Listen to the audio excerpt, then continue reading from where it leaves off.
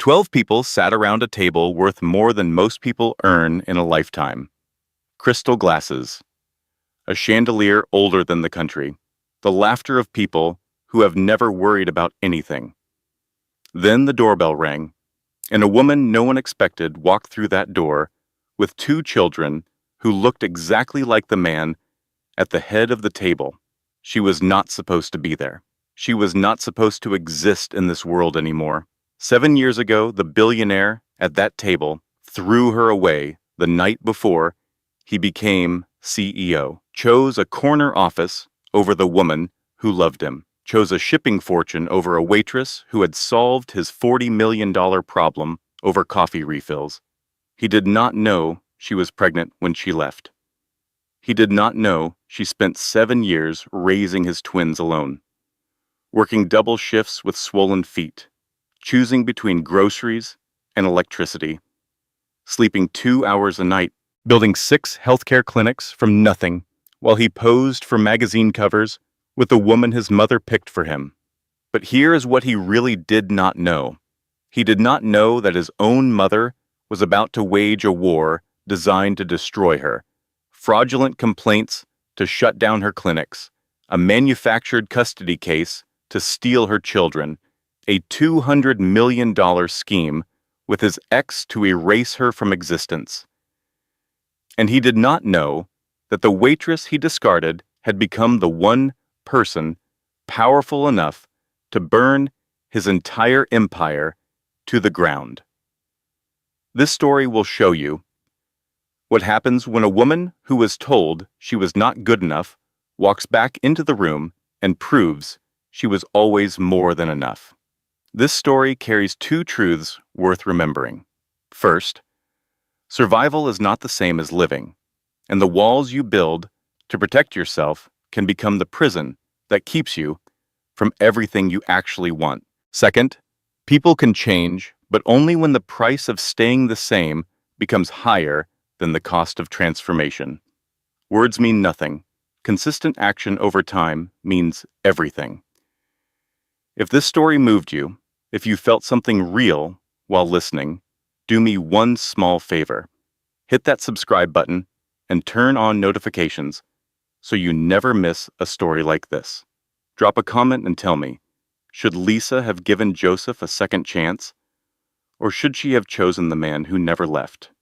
I read every single comment, and your answer might surprise you. Share this with someone who needs to hear that their worst chapter does not have to be their last. This is Mr. Dawson's Stories. I will see you in the next one.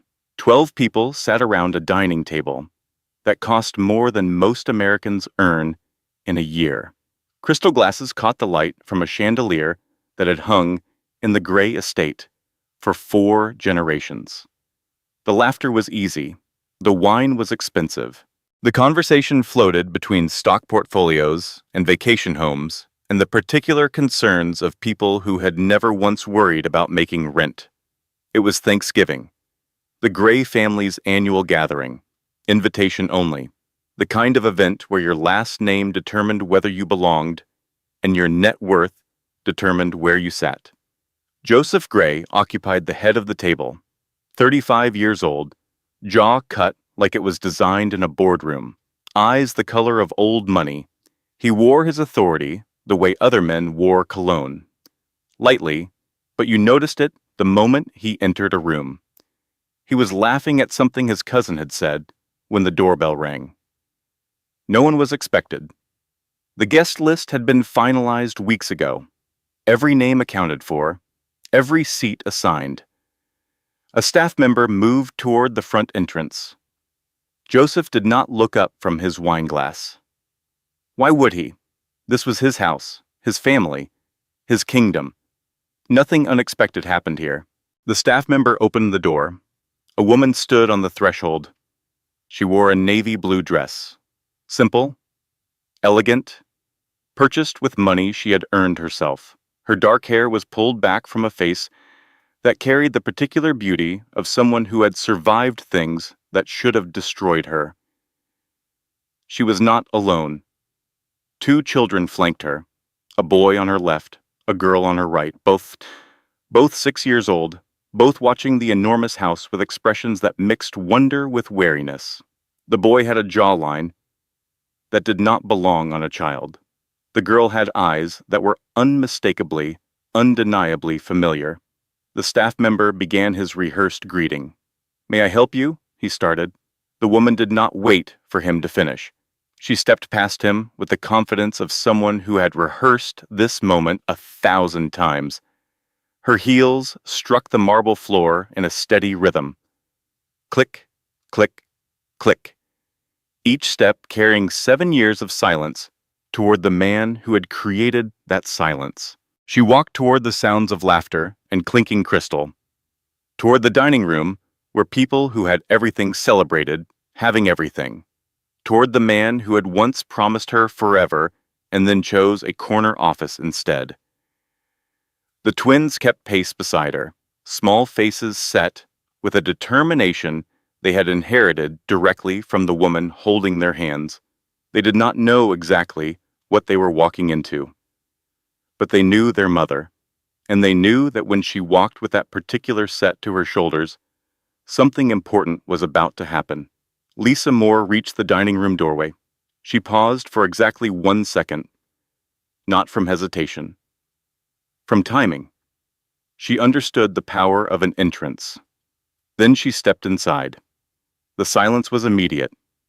Total, physical. 12 faces turned toward her simultaneously. 12 forks froze in midair. 12 conversations died between one syllable and the next. A woman mid-laugh stopped so abruptly that the sound seemed to hang in the air like smoke. Joseph Gray looked up from the head of the table. The color left his face so fast it was almost visible, like watching someone drain a bathtub. Everything warm and alive in his expression simply vanished, replaced by something Lisa had never seen on him before. Not anger, not confusion, recognition, the devastating, soul-crushing recognition of a man staring at a past he thought he had buried. Lisa. His voice cracked on the single word, stripped of every ounce of the authority he had spent 7 years cultivating. The boardroom voice, the CEO voice, the voice that commanded thousands of employees and billions in assets, all of it gone, replaced by something raw and broken and barely above a whisper. "Hello, Joseph." Lisa's voice did not crack, did not waver, did not give him a single inch of emotional ground. "It has been a while." His eyes moved from her face to the children beside her. The boy with his jawline, the girl with his eyes, and Joseph Gray, the man who built his career on calculating outcomes and predicting market movements, began doing mathematics he should have done years ago. How old are they? It was barely a question, more like a man bracing for impact. 6 years and 4 months. Lisa held his gaze. Do the math yourself. Watch his face. Watch the exact moment when 7 years of carefully constructed denial crumbles into dust. Watch him count backward through time, 9 months from their birthday, landing precisely on their last night together, the night before he became CEO, the night before he chose a corner office over the woman who loved him. The boy spoke first. His name was Aaron, and he had his mother's habit of cutting straight through pretense to the bone beneath. "Is he our dad?" The question carried across the silent room with the devastating clarity of a child who had not yet learned to soften truth for adult comfort. Every face at the table flinched. Every fork that had been frozen now lowered slowly to plates. Every breath caught and held. "Yes, baby." Lisa knelt to her son's level. "He is. Then why does he not live with us?" That is what the grown-ups need to talk about. Margaret Gray rose from her chair. The movement was slow and deliberate and carried the particular menace of someone who had been controlling rooms since before most of the guests were born. She was 62 years old. Her pearls probably cost more than most people's annual salary. Her silver hair was swept into a style that had not changed in 30 years because perfection does not require updating, and her voice, Mons, when she spoke, could make the word dear sound like a death sentence. I do not know who you think you are. Margaret's eyes swept over Lisa with the efficiency of someone appraising livestock, storming into our family gathering with outrageous claims and illegitimate children. I will have security remove you immediately. Mother, Joseph's voice emerged with an authority that surprised everyone in the room, including himself. He rose from his chair, his napkin fell to the floor, and he did not pick it up. A small thing, but Joseph Gray had never left anything out of place in his life. That is enough. Excuse me, I said that is enough. Joseph met his mother's eyes directly. For possibly the first time in 35 years, he did not flinch. These are my children. The words landed like stones dropped into still water, ripples spreading outward across every face at the table. His aunt's hand went to her mouth. His cousin set down his wineglass with exaggerated care. The woman next to him pressed her napkin to her lips, as if she might be sick, and Margaret did not react the way most people would. She did not gasp or soften or show surprise. Instead, her eyes narrowed. Just slightly, just enough for Lisa to catch it. Lisa had seen that look before. 7 years ago, across a different dining table, Margaret Gray had measured her and found her wanting. But this time, the calculation behind those eyes was different. This was not dismissal. This was strategy. Margaret was not looking at Lisa like a problem to be solved. She was looking at her like a target to be destroyed. Lisa felt it in her bones, the cold certainty that walking through that door had not been a victory. It had been the opening move in a war she was not yet prepared to fight. But she was going to fight it anyway. 7 years earlier, Lisa Moore had not existed in Joseph Gray's world. Not really. Waitresses did not solve billion-dollar logistics problems over coffee refills. They did not catch the attention of heirs to corporate empires. They did not matter to people like the Grays. But Lisa had never paid much attention to what she was supposed to do. She was 24 years old, working double shifts at a downtown Manhattan diner that smelled like coffee and floor cleaner and the quiet desperation of everyone inside it. Her hands were calloused from carrying plates. Her feet ached from standing 12 hours straight. Her nursing school textbooks lived in a pile on the break room table, their pages soft from being read during 15-minute breaks that never felt long enough. Her dreams were small, and she liked them that way. Finish school, get a decent nursing job, maybe eventually afford an apartment where she did not have to check her shoes for roaches before putting them on. She had not planned on Joseph Gray. He walked into the diner at 11 on a Tuesday night, the kind of man who clearly did not belong there. Suit that cost more than her monthly rent. Tie loosened, like a man who had been fighting something all day and was losing. He sat in her section and ordered coffee without looking at the menu. His laptop was open to a spreadsheet dense enough to make Lisa's eyes water from 3 feet away. Rough night, she asked as she poured. Most customers treated waitresses like furniture, functional but not worth acknowledging. Something about her question, the directness of it, the genuine curiosity behind it, made him look up. Really look. Like he was seeing a person for the first time in weeks. My logistics team just cost me $40 million in a shipping delay.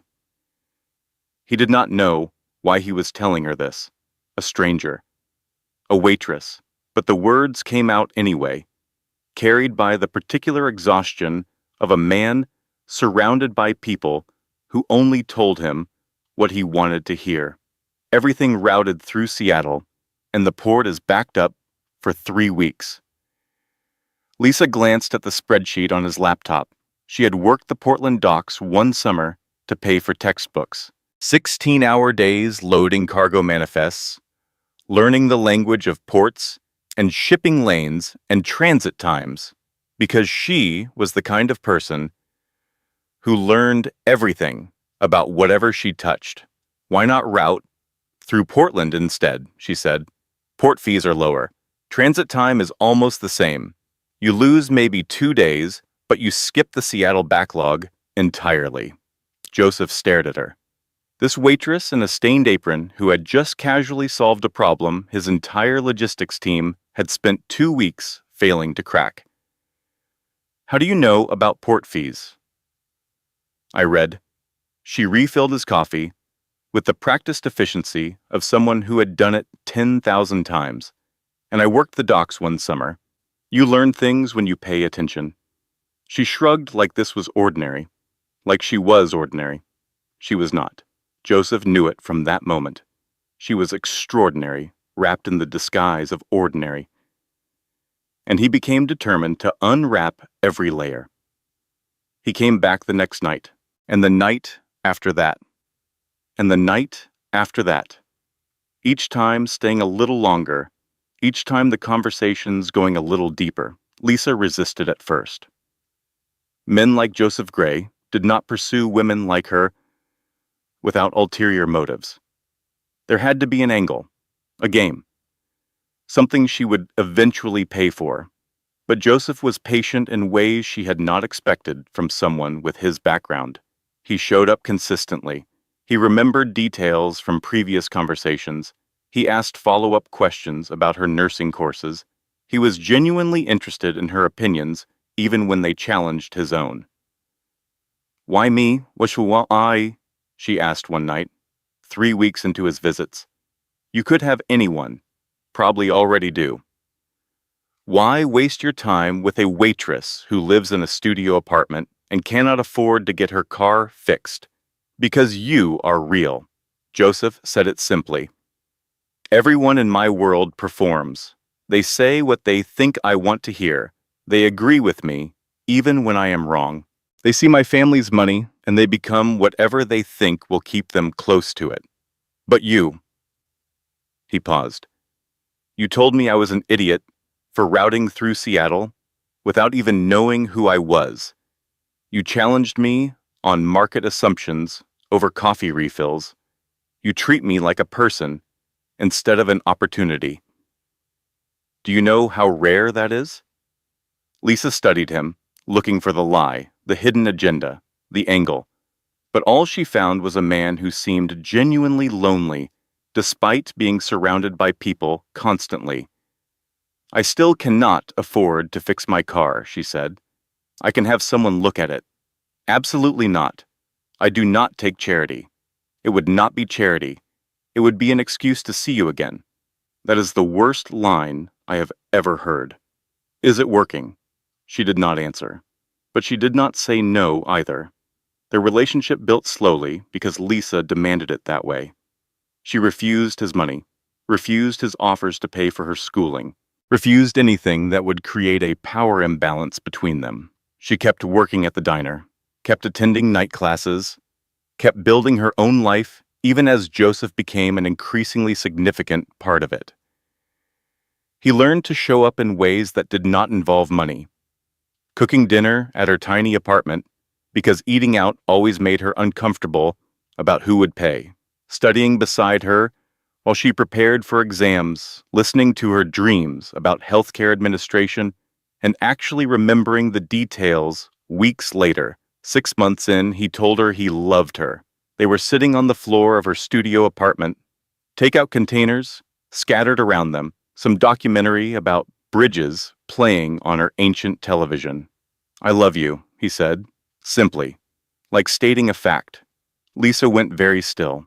No one had ever said that to her before. Not her absent father, not her overwhelmed mother, not the string of disappointing relationships that had taught her to expect less than she deserved.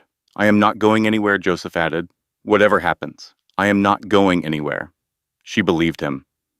That was her first mistake. A year passed, then two. Lisa finished nursing school. got a job at a hospital, started taking courses in healthcare administration. She had a plan, a trajectory, a future she was building with her own hands. And Joseph was part of it. More and more, a part of it with every passing month. She met his family on Christmas of their second year together. Margaret Gray looked at her like she was something scraped off the bottom of an expensive shoe. His father, Jonathan, was too distracted by quarterly earnings to form an opinion. Only Catherine, Joseph's younger sister, seemed genuinely pleased to meet her. Catherine was 22 then, bright-eyed and warm in ways that seemed impossible given her upbringing. "They hate me," Lisa said afterward, curled up in Joseph's apartment that was bigger than any house she had ever lived in. "My mother hates everyone who is not from her social circle," Joseph said. "And my father barely notices anyone who is not a potential business partner. It does not matter what they think. I am going to marry you someday. I do not care what my mother thinks about it." She wanted to believe him. She should have listened to the doubt instead. The phone call came on a Thursday afternoon. Lisa was at work reviewing patient intake procedures when Joseph's name appeared on her screen. "My father had a heart attack." His voice was hollow, stripped of everything familiar. "They do not think he is going to make it." Jonathan Gray died 3 days later. The funeral was enormous. Important people in expensive clothes speaking empty words about a man they had only valued for his business connections. Lisa stood beside Joseph through all of it. A quiet presence in a world that suddenly had no room for quiet. The reading of the will changed everything. Jonathan Gray had left his controlling shares in the company to Joseph, but there were conditions, board approval, transition requirements, and the unspoken expectation that Joseph would become everything his father had been. Ruthless, focused, willing to sacrifice anything for the company's success. Margaret delivered the message 3 weeks after the funeral. They sat in the formal dining room of the Gray estate. Lisa felt like an intruder, despite Joseph's hand holding hers under the table. "The board has concerns," Margaret said. Her voice was smooth as polished marble. "About your personal life, your readiness, your commitment." "What kind of concerns?" Joseph asked. "About whether you are prepared to make the sacrifices this position requires." Lisa felt Joseph's hand tighten on hers. She understood what was being said, what was being demanded. The price of admission to the world Joseph was inheriting. Victoria Ashford appeared 2 months later at a charity gala. She was everything Lisa was not. Perfect blonde hair, perfect designer dress, perfect pedigree stretching back generations. She touched Joseph's arm like she owned him and smiled at Lisa like she was already gone. "Joseph, darling." Victoria air-kissed both his cheeks. "Your mother mentioned you might need support during this transition. I told her I would be happy to help in any way I can." Lisa watched the exchange with growing dread. Victoria was connected, wealthy, appropriate, the kind of woman who belonged in Joseph's world without having to try. The board would love her. Margaret would love her. Everyone who mattered would love her. And Lisa would be forgotten. 3 months of slow torture followed.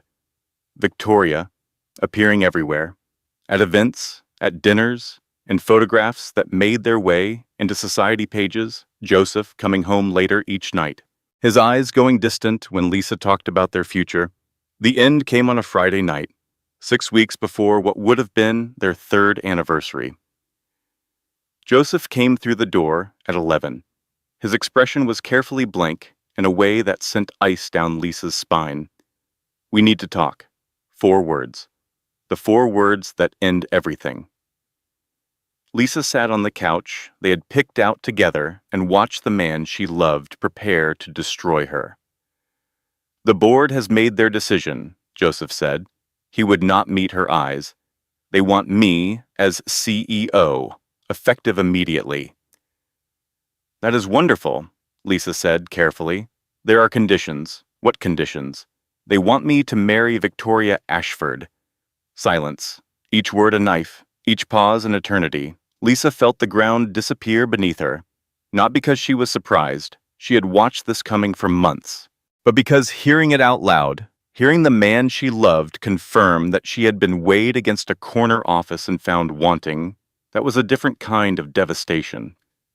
"It is not what I want," Joseph said quickly, "but the company's future depends on strong alliances. The Ashford shipping fortune, combined with Gray Enterprises, would create something unprecedented. The board sees Victoria as an investment. And what do you see?" He finally looked at her, and she saw the truth before he said it, saw the choice he had already made, saw everything she had feared coming true in the defeat written across his features. "I see no other option." "There is always another option," Lisa's voice cracked. "You could tell them no. You could choose us. You could fight. If I lose this position, everything my father built disappears. Thousands of jobs, billions in investments, my family's entire legacy, so your legacy matters more than I do." "That is not fair." "Is it not?" She was on her feet. 2 years, Joseph. 2 years of being told I was enough. That your mother's opinion did not matter. That you would marry me someday. And now you are telling me the board's preference outweighs everything you ever promised me. I do not have a choice. You always have a choice." She grabbed her coat. "You are just choosing them over me. At least have the honesty to admit it." She walked out of the apartment they had shared. She did not look back. She did not let herself look back because she knew that if she did, if she saw his face, she might stay. And staying would mean accepting that she was worth less than a title and a stock price. She would not accept that. Not then. Not ever. She moved out the next day. Friends with a truck. Everything she owned fitting in a few boxes. 2 years of love reduced to something that could be carried in a single trip. Joseph called 17 times. She let every call go to voicemail. He left messages that ranged from apologetic to desperate. She deleted each one without listening past the first few words. She found a new apartment, tiny, expensive because Manhattan was punishing. She threw herself into work, into studying, into building the future she had always planned on building, with or without him. 2 weeks after the breakup, she sat in a bathroom that was barely bigger than a closet and stared at 2 pink lines on a plastic stick. Pregnant. The irony hit her like a truck. 2 years of careful planning. 2 years of building a future that assumed children would come later, after marriage, after stability, after all the pieces were in place. She sat on the cold tile floor and gave herself exactly 5 minutes to fall apart, to scream into a towel so the neighbors would not hear, to cry for the life that had just become infinitely more complicated. Then she got up, washed her face, and started planning. She would tell Joseph. She had to tell Joseph. Whatever had happened between them, he had a right to know he was going to be a father. She picked up her phone. Her finger hovered over his name. Then she opened her laptop. Habit. Procrastination. The delay tactics of someone not quite ready to make a life-altering phone call. The headline stopped her cold. Gray Enterprises, names new, CEO, Joseph Gray, photographed with longtime friend Victoria Ashford at announcement celebration. The photograph showed them standing together, Victoria's hand on Joseph's arm, both of them smiling. The caption underneath read, "Sources suggest a formal engagement announcement is imminent." Lisa stared at the screen until the words blurred. Longtime friend, inseparable, engagement imminent. She closed her laptop, put down her phone, and made a different decision. 3 weeks later, the doctor confirmed it. Twins, a boy and a girl. Lisa Moore booked a one-way ticket to Portland, Oregon, far from New York, far from society pages, far from the man who had promised her forever and delivered abandonment instead. She disappeared. Nothing about the next 7 years was easy. Lisa would remember that later, when people called her strong and brave and inspiring. She would remember the nights when strength looked like crying in a bathroom after the twins were asleep. When bravery meant choosing between groceries and the electricity bill and picking groceries because her children needed to eat more than they needed lights. The twins came early, 6 weeks premature, terrifying hours in a neonatal intensive care unit, watching monitors, listening to alarms, praying that the two tiny bodies in those plastic boxes would keep breathing through the night. She was alone, completely, devastatingly alone. No family nearby, no partner to hold her hand during the worst moments, no one to take over at 3 in the morning when she had been awake for 36 hours and her body was screaming for rest. Aaron came first. 3 pounds, 11 ounces, a fighter from his first breath. He screamed in the delivery room like he was already angry at the world for the inconvenience of being born too early. Avery came 4 minutes later.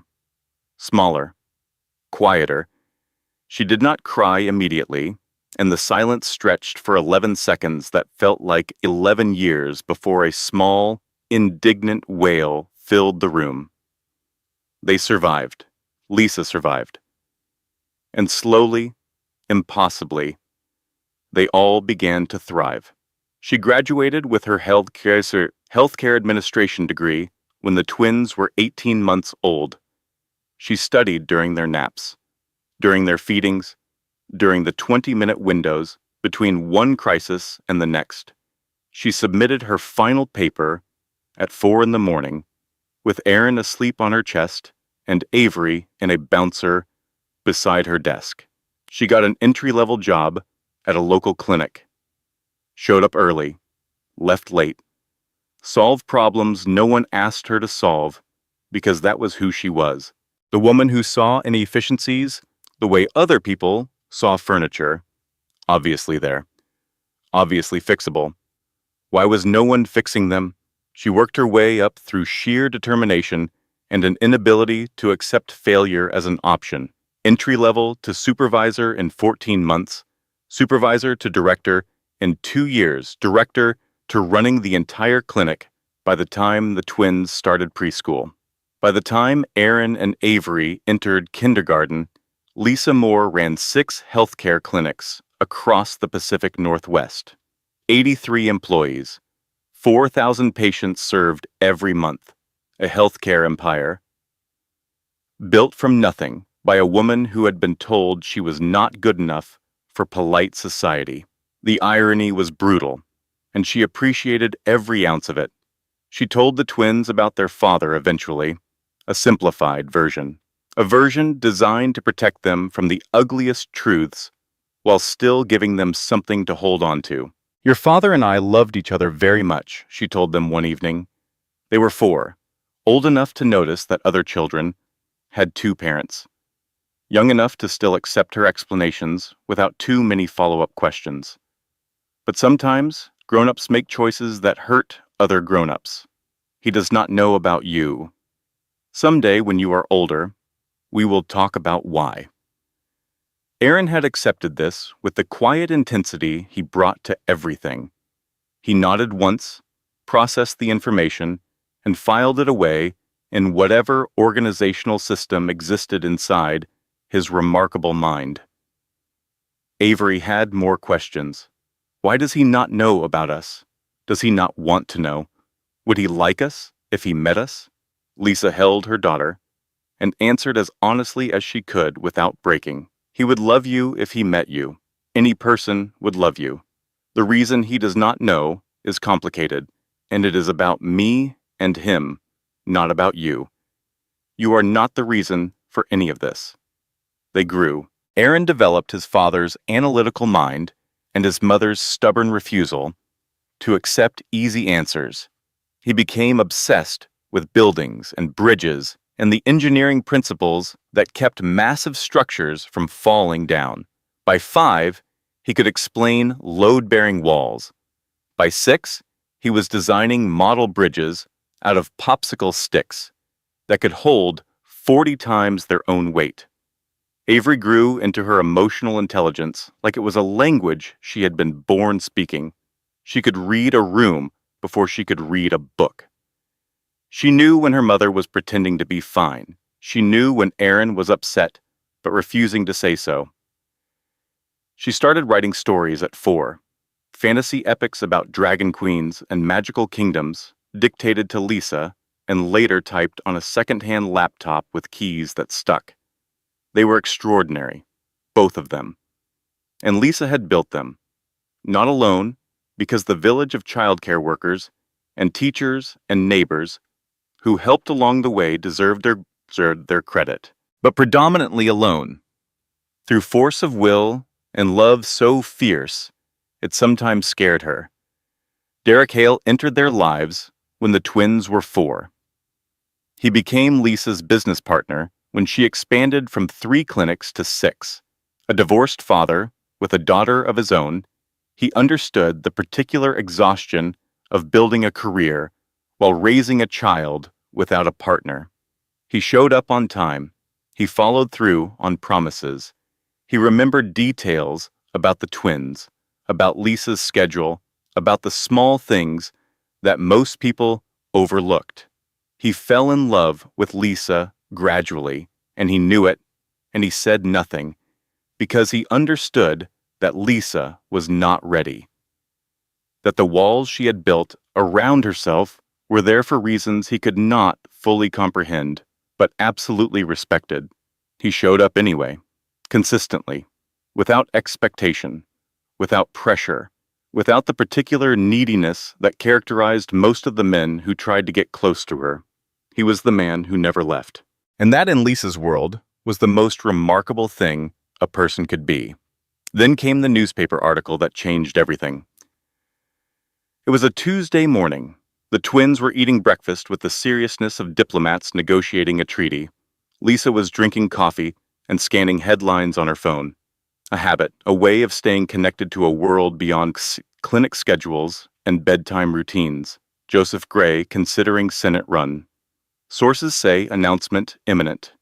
The article included photographs. Joseph looking distinguished and capable in a tailored suit. References to his family values messaging. His pristine personal image. No mention of Victoria, which meant that relationship had ended at some point during the 7 years Lisa had been gone. She read the article 3 times before the implications fully registered. If Joseph ran for Senate, journalists would dig. They always dug. And buried in hospital records and birth certificates was a truth that would eventually surface. The billionaire with the family values platform had 2 children he had never acknowledged. Lisa set down her phone, looked at her twins, thought about the options. She could wait. Let the story break on someone else's timeline. Let reporters spin the narrative, however served their purposes. Or she could take control. "Mama," Avery's voice interrupted her calculations.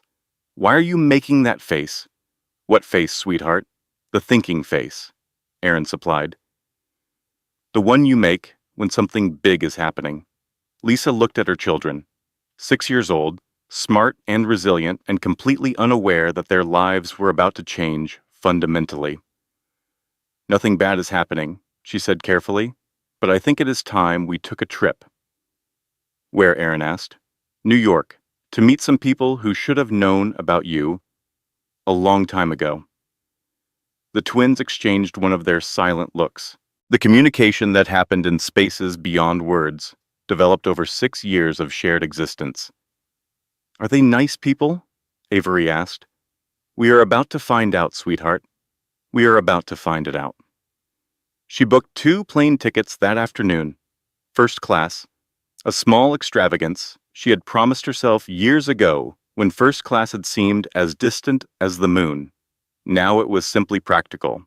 Space for the twins, privacy for conversations that needed to happen before they landed. The Thanksgiving timing was deliberate.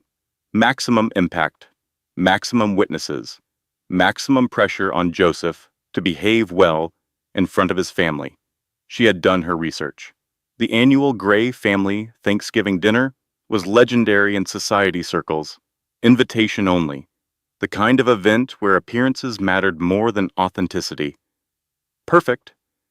Lisa Moore was going back to the world that had rejected her, not as the waitress who was not good enough, not as the pregnant ex-girlfriend who might cause a scandal. She was returning as a woman who had built herself into something extraordinary precisely because that world had thrown her away. And she was bringing proof.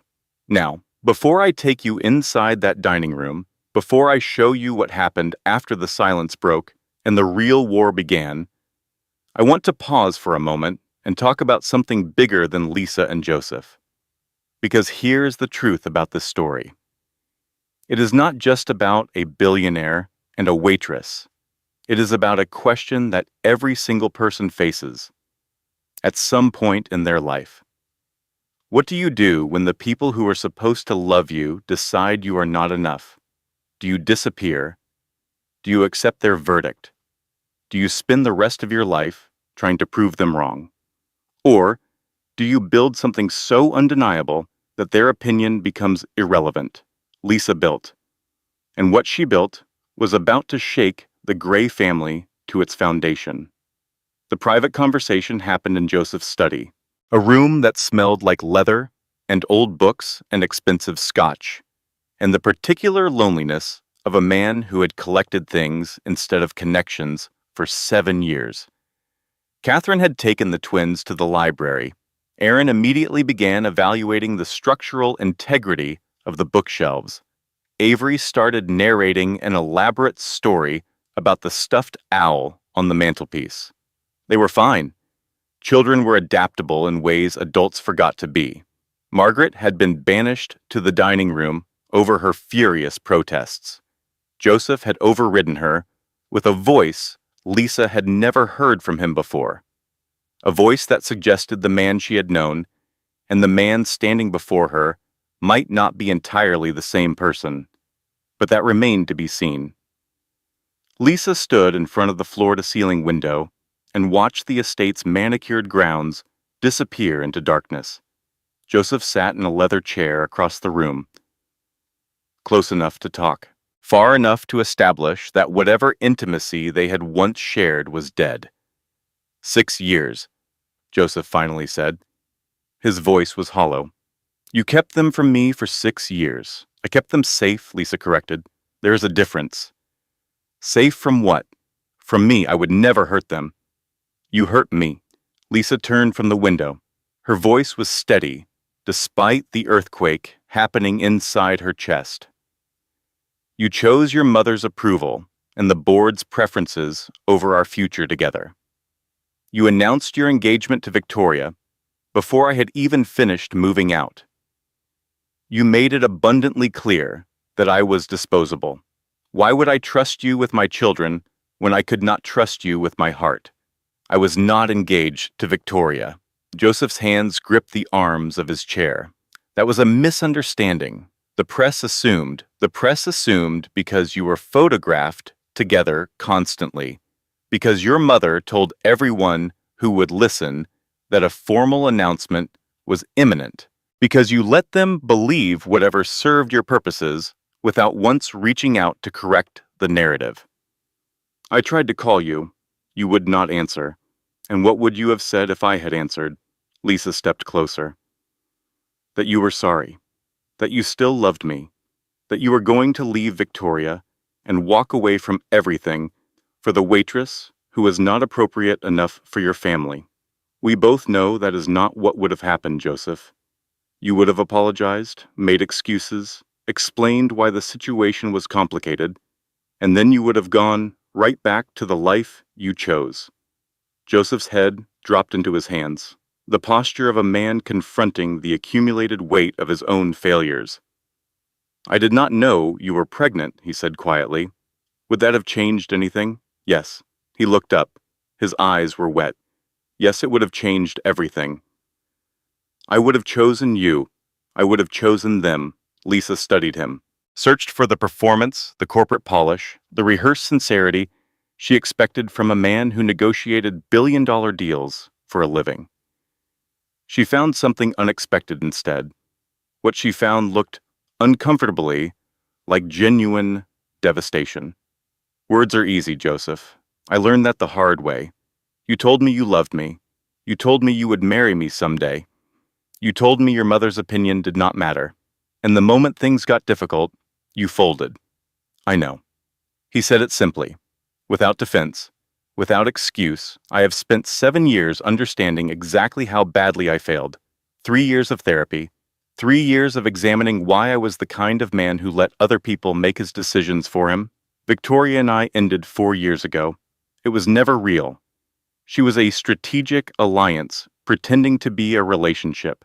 We both knew it, and we both eventually admitted that pretending was exhausting. Lisa absorbed this, adjusted her assumptions, recalculated. And since then, she asked, has there been anyone else? No. Joseph shook his head.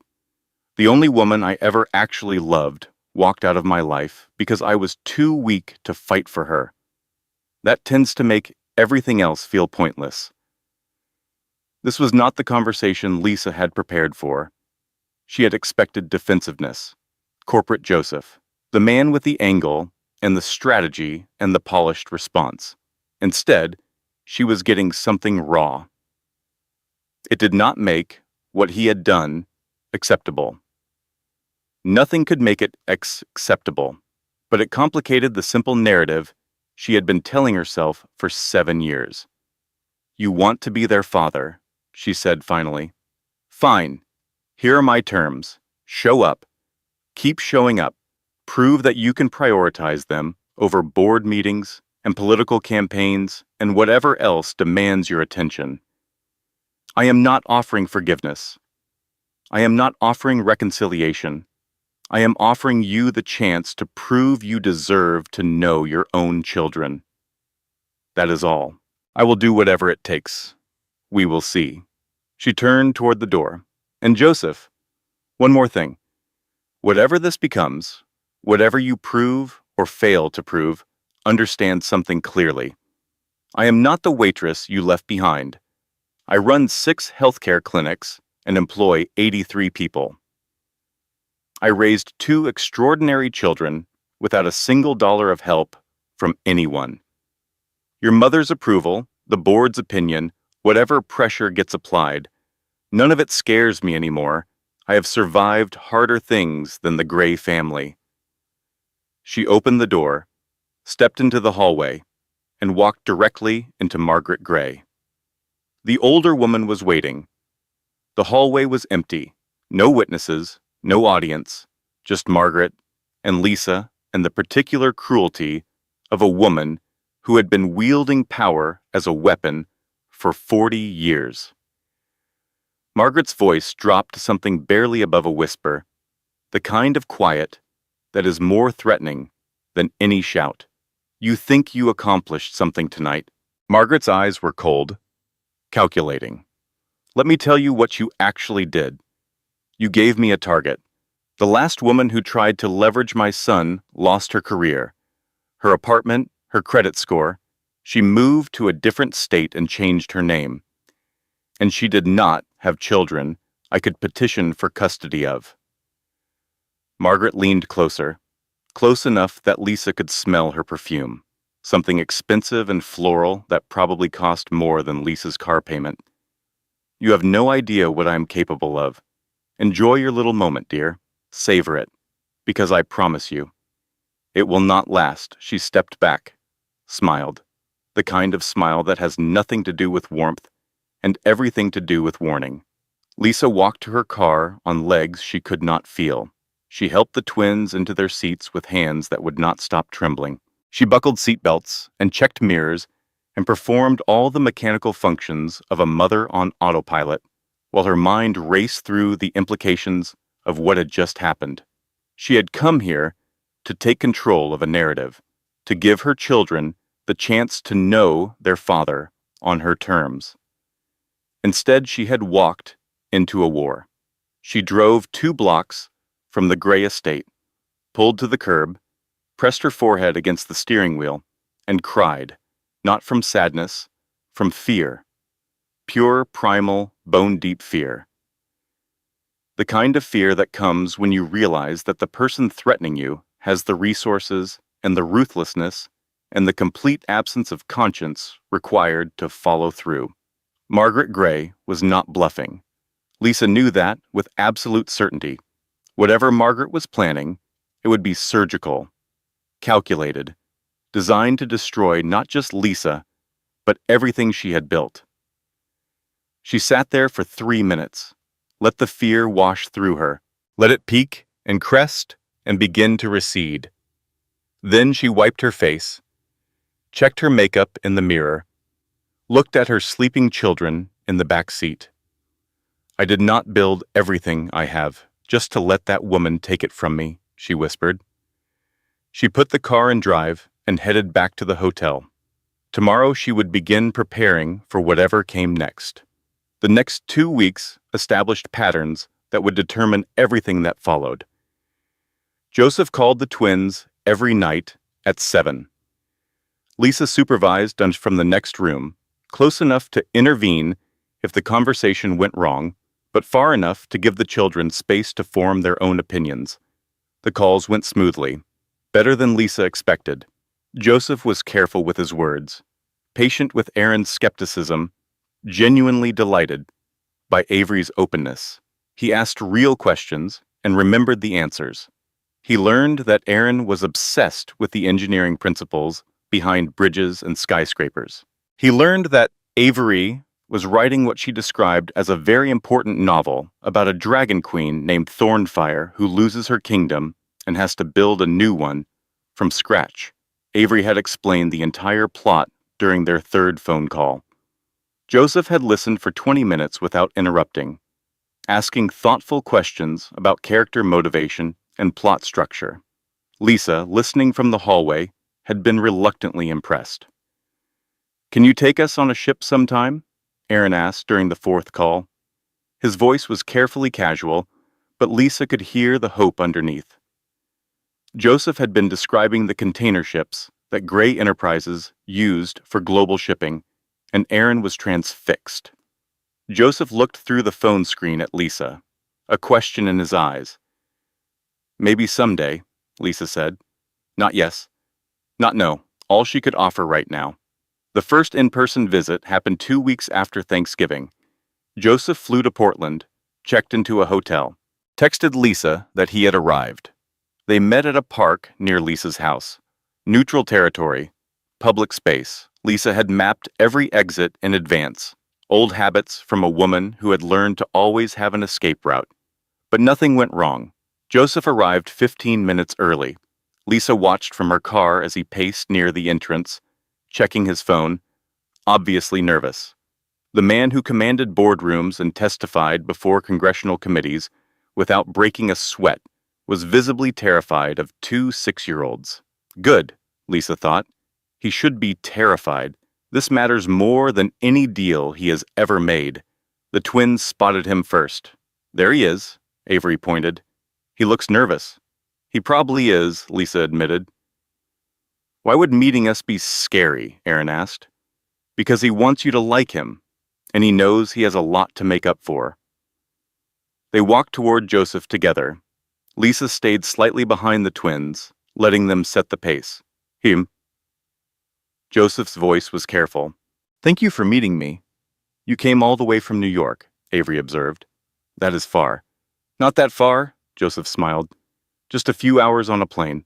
They spent 3 hours at the Oregon Museum of Science and Industry. Joseph and Aaron vanished into the engineering section almost immediately, and Lisa could hear Aaron's voice carrying through the exhibits with an excitement he usually reserved for conversations with his mother. The center of gravity of the Space Needle is only 5 feet above ground level, Aaron was explaining. That is why it does not fall over. Most people think tall things are unstable, but it is actually about weight distribution. That is exactly right. Joseph sounded genuinely impressed. Most engineers twice your age do not understand that concept.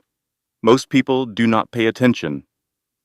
Aaron's voice carried the casual superiority of a 6-year-old who knew he was smarter than most adults. "You sound like your mother." Aaron considered this for a moment. "Good," he said.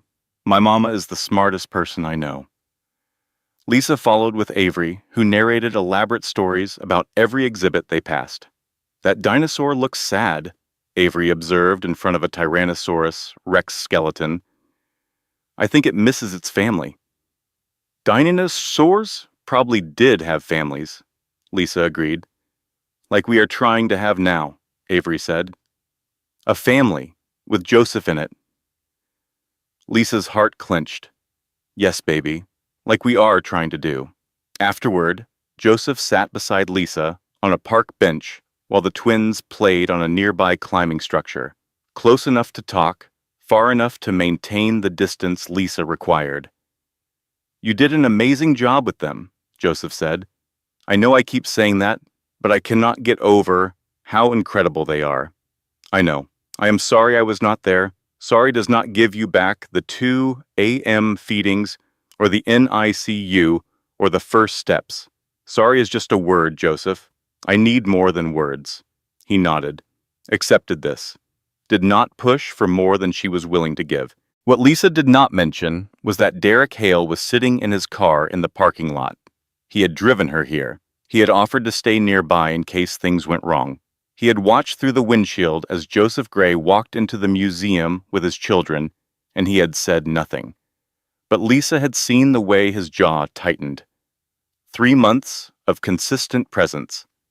Joseph flew to Portland every other weekend, called the twins 3 times a week, remembered details from previous conversations, asked follow-up questions, treated their interests with the same seriousness he brought to everything in his professional life. He learned that Aaron wanted to design bridges when he grew up, that Avery's novel had expanded to 200 handwritten pages, that they both loved pizza but disagreed violently about toppings, that Aaron was allergic to cats but desperately wanted a dog, that Avery talked in her sleep sometimes, narrating adventures that continued the stories she had been telling during the day. He was showing up, consistently, without excuses, without the particular unreliability that Lisa had expected from a man who had historically chosen convenience over commitment. The test came 3 months in, a critical board meeting, a billion-dollar acquisition that required Joseph's presence and attention. Scheduled for the same weekend, he had promised to take the twins to the Natural History Museum. Margaret called him. Lisa was in the room when he answered. "This meeting cannot be rescheduled," Margaret said through the phone speaker. "The acquisition depends on your presence. Hundreds of millions of dollars are at stake." Joseph did not hesitate. "Not for a second. Not for a fraction of a second. The meeting can wait. Excuse me, I made a commitment to my children. The meeting can be handled by the team. I have briefed them thoroughly. If the deal falls through because I was not personally in the room, then it was not a strong enough deal to begin with." Margaret's voice went cold. "You are choosing those illegitimate. Call them that again, and this conversation is over. Permanently." "Joseph, be reasonable. I am being reasonable for the first time in years. Goodbye, Mother." He hung up, turned to Lisa with an expression that mixed determination with genuine fear. "That may have cost me the company. She controls a significant portion of the board if she decides to retaliate." Lisa looked at him, really looked, and she felt something she had not felt in 7 years. A wall she had built to protect herself developing its first hairline fracture. He had chosen them, not with words, not with promises, with action, with consequence, with the willingness to sacrifice something real. She told Derek about it the next morning, over coffee at the office. "I think he might actually be different," she said. Derek stirred his coffee with careful deliberation. "I hope so, Lisa. You deserve someone who stays." The weight of what he did not say hung in the air between them like smoke. Lisa heard it.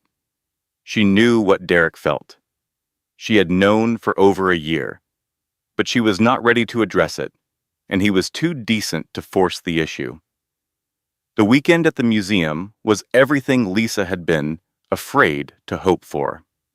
Aaron and Joseph spent 2 hours in the geology section arguing about the engineering implications of different rock formations. Avery made Joseph read 3 chapters of her dragon novel aloud and then critiqued his character voices.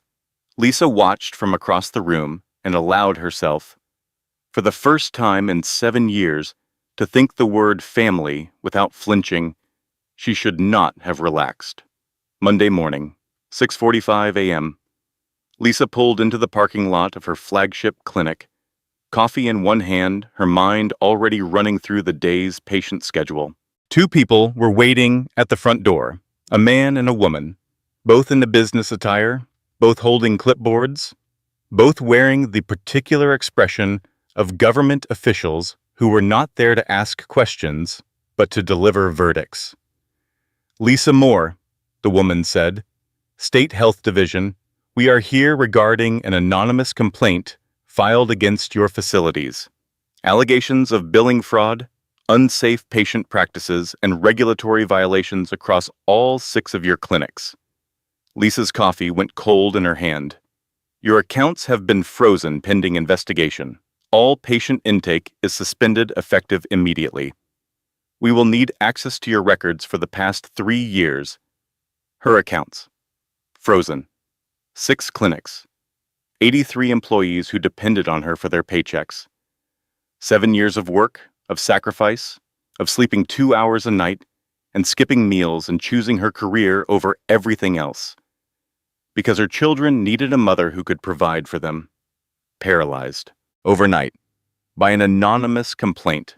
Her lawyer confirmed it within hours. The complaint was surgical, detailed, specific, filed by someone with inside knowledge of healthcare regulatory systems and unlimited resources to fund the kind of investigation that would take months to resolve, even if every allegation proved baseless. Lisa called Joseph. Did you tell your mother where I work? The silence on his end lasted 3 seconds. 3 seconds that told her everything she needed to know before he said a word. She asked about your career. Joseph's voice was hollow. I thought she was making an effort, trying to understand your life. I did not think. You did not think. Lisa's voice was ice. That is the problem, Joseph. You never think about the consequences until someone else is paying for them. She hung up. Midnight. Her office. Papers everywhere. Legal documents and regulatory filings and financial projections that showed exactly how long her clinics could survive with frozen accounts. The answer was not long. 4 weeks, maybe 6, before she would have to start laying off staff. 8 weeks before the clinics themselves would have to close. 7 years. 7 years of building something from nothing, and Margaret Gray had dismantled it with a phone call. Derek found her there. He did not knock, just walked in, sat down beside her, opened his laptop, and started working on the legal response. We will fight this, he said. What if we cannot win? She hated the weakness in her voice. She has unlimited resources. I have a legal budget that would not cover her monthly dry cleaning. Then we get creative. That is what you do, Lisa. You solve problems other people cannot see. You have been doing it since you told a billionaire he was routing his shipments wrong. She leaned against his shoulder, just for a moment, just because she was exhausted and terrified, and he was there. He was always there. Derek said nothing. He did not need to. His presence was the statement. The man who never left, sitting beside her at midnight, working to save something he had helped her build, asking for nothing in return. 3 weeks of fighting the regulatory complaint consumed everything Lisa had. Sleepless nights reviewing financial records, legal bills that ate through savings she had spent years accumulating. 2 of her best employees quit because they could not handle the uncertainty, and Lisa could not blame them. She would have quit too If quitting had ever been an option, she allowed herself. The clinics operated on a skeleton basis, limited patient intake, reduced hours. Her employees showing up every day with fear in their eyes and questions she could not answer. How long will this last? Are we going to be okay? Should we start looking for other jobs? I do not know, Lisa told them honestly. I am fighting as hard as I can. That is all I can promise. Then Catherine Gray called. Lisa had not spoken to Catherine since Thanksgiving night. Had not wanted to. Catherine was a Gray, and the Grays had proven themselves to be exactly what Lisa had always suspected, a family that valued control over compassion and legacy over love. But Catherine's voice on the phone was shaking. And what she said changed everything. Lisa, I have to tell you something. My mother hired a private investigator 6 weeks ago. She is building a custody case. She plans to file for emergency guardianship of the twins, claiming you are an unfit mother based on the fraud investigation she manufactured.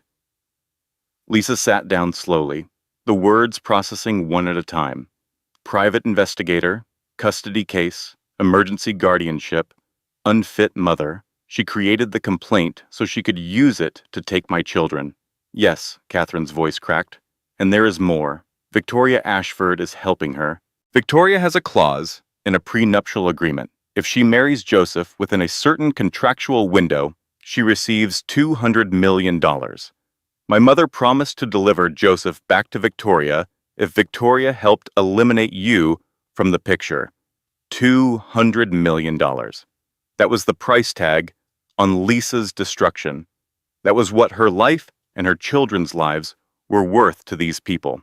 A financial incentive and a contract written by lawyers who had never met her children and never would. Catherine. Lisa's voice was dangerously quiet. How long have you known about this? About the custody plan? 3 weeks. 3 weeks. You knew for 3 weeks that someone was trying to take my children, and you said nothing. I was gathering evidence. I wanted to have proof before, Catherine. That is not what I am asking. How long have you known things about my life that you chose not to share? The silence on the other end was different now. Not hesitation. Shame. Lisa, there's something else. Something I should have told you a long time ago. 7 years ago, about a month after you left New York, I was at a hospital for a charity event, and I saw you in the waiting room. You were sitting in the prenatal wing. I could see. I knew you were pregnant. The air left Lisa's lungs like she had been punched. You knew. I wanted to tell Joseph. I swear I did. But my mother would have found out. She would have come after you before you had any way to protect yourself. You had nothing, Lisa. No money, no lawyer, no support system. If Margaret had known about a pregnancy, she would have destroyed you to get to those children. You let me go through 7 years alone. Lisa's voice was barely a whisper, and it cut deeper than any shout. Premature twins in the NICU, choosing between food and electricity, working double shifts, so sick I could barely stand. Sleeping 2 hours a night because that was all the time I had. You knew, and you said nothing. I thought I was protecting you. You were protecting yourself. Lisa hung up, set the phone on her desk, stared at the wall. She had always told herself that Catherine was different, that at least one member of the Gray family had a conscience, that at least one of them had looked at her and seen a person instead of a problem. But Catherine had seen her in a hospital, pregnant and alone and terrified, and she had walked away. Every single member of that family, Joseph who abandoned her, Margaret who was trying to destroy her, Catherine who watched her drown and chose not to throw a rope. Cowards, all of them, dressed in expensive clothes, making excuses for why someone else's suffering was not their responsibility. Lisa sat alone in her office for a long time after that phone call. She did not cry. She was past crying. She was somewhere beyond tears, in a cold, clear space where the only thing that existed was the fundamental question of what she was going to do next. She was going to fight. That had never been in question. But now she understood exactly what she was fighting against. Not just Margaret, not just Victoria. She was fighting an entire system, a machine built of money and influence and the casual cruelty of people who believed their wealth entitled them to control other people's lives. And she was going to tear that machine apart. Joseph learned about Margaret's custody plot the same day Lisa did. His reaction was volcanic. He flew to New York that night, confronted Margaret at the Gray estate. Lisa was not present, but Catherine reported every detail afterward. "You filed a fraudulent regulatory complaint against the mother of my children to manufacture grounds for taking them away from her." "I am protecting this family's legacy," Margaret said, "and protecting you from a woman who is clearly manipulating. Protecting me." Joseph's voice dropped to something dangerous. "You destroyed her career. You are trying to take her children. You weaponized the legal system against a woman whose only crime was loving your son. That is not protection, Mother. That is warfare." He did not wait for her response. He called an emergency board meeting, presented evidence of the fraudulent complaint, documented the connection between Margaret's private investigator and the anonymous filing, forced a vote to remove Margaret from the board entirely. The vote passed 7-4. Margaret Gray, who had controlled Gray Enterprises from behind the scenes for 3 decades, lost her seat. Her power base crumbled in a single afternoon. Joseph flew to Portland, stood on Lisa's doorstep at 10 at night. Rain soaking through his suit because he had not bothered with an umbrella. "She's off the board," he said. "The complaint is being withdrawn. Your accounts will be unfrozen by Friday. The custody petition will never be filed." Lisa stared at him, water dripping from his hair onto her doormat. His suit ruined. His career potentially destroyed. All because he had finally, after 7 years, chosen correctly. "And Catherine," Lisa said, "did you know she saw me at that hospital 7 years ago?" Joseph's face went white. "What?" "Your sister saw me in the prenatal wing. She knew I was pregnant. She said nothing for 7 years. Lisa, I swear to you, I had no idea. I believe you. But I need you to understand something, Joseph. Every single person in your family, you, your mother, your sister, every one of you either abandoned me or watched me struggle and chose to do nothing. Every single one." He had no answer, because there was no answer that could make 7 years of silence acceptable. For 1 week after Margaret's removal, everything seemed safe. The investigation was closing. Lisa's accounts were unfreezing. Her clinics were reopening. Joseph was present and consistent and making all the right choices. Lisa almost let herself believe that the worst was over. She should have known better. In the Gray family, losing power did not mean accepting defeat. It meant changing tactics. Victoria Ashford, furious about Margaret's removal from the board, decided to take matters into her own hands. If she could not get Joseph through Margaret's machinations, she would burn everything down and rebuild from the ashes. She went to the press. The headline appeared on a Tuesday morning. New York Post, front page of the entertainment section. Bold letters that Lisa would remember for the rest of her life. "Billionaire's secret children. The waitress who trapped Joseph Gray." The article was a masterpiece of destruction. It painted Lisa as a calculating gold digger who had deliberately gotten pregnant to trap a billionaire, who had hidden the children for 6 years as leverage, who had resurfaced the moment Joseph's Senate campaign made him vulnerable to extortion. Direct quotes from sources close to the family. Photographs of Lisa's old studio apartment placed side by side with images of the Gray estate.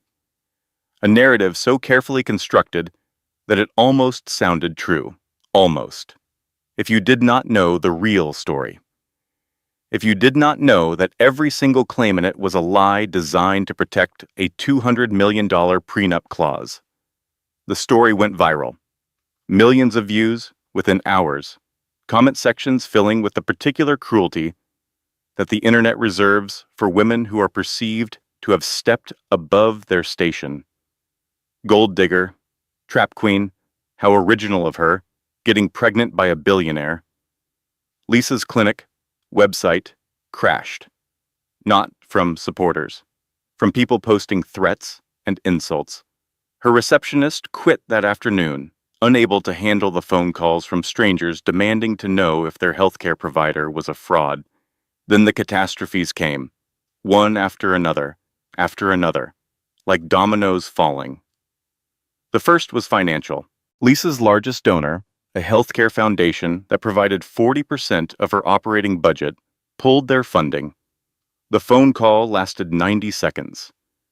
"We cannot be associated with this kind of controversy," the foundation director said. "I am sorry, Lisa.